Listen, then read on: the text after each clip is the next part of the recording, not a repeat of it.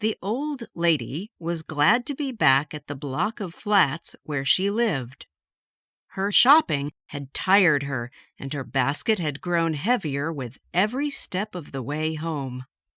In the lift, her thoughts were on lunch and a good rest, but when she got out at her own floor, both were forgotten in her sudden discovery that her front door was open.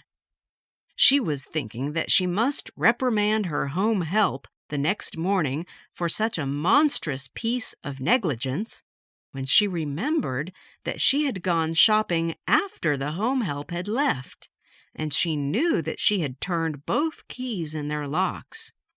She walked slowly into the hall and at once noticed that all the room doors were open. Yet, following her regular practice, she had shut them before going out. Looking into the drawing room, she saw a scene of confusion over by her writing desk. It was as clear as daylight then that burglars had forced an entry during her absence.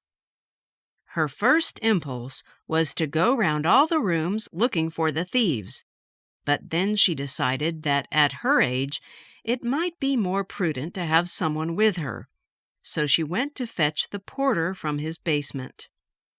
By this time her legs were beginning to tremble, so she sat down and accepted a cup of very strong tea while he telephoned the police. Then, her composure regained, she was ready to set off with the porter's assistance to search for any intruders who might still be lurking in her flat. They went through the rooms, being careful to touch nothing, as they did not want to hinder the police in their search for fingerprints.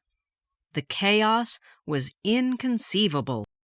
She had lived in the flat for 30 years and was a veritable magpie at hoarding, and it seemed as though everything she possessed had been tossed out and turned over and over. At least sorting out the things she should have discarded years ago was now being made easier for her.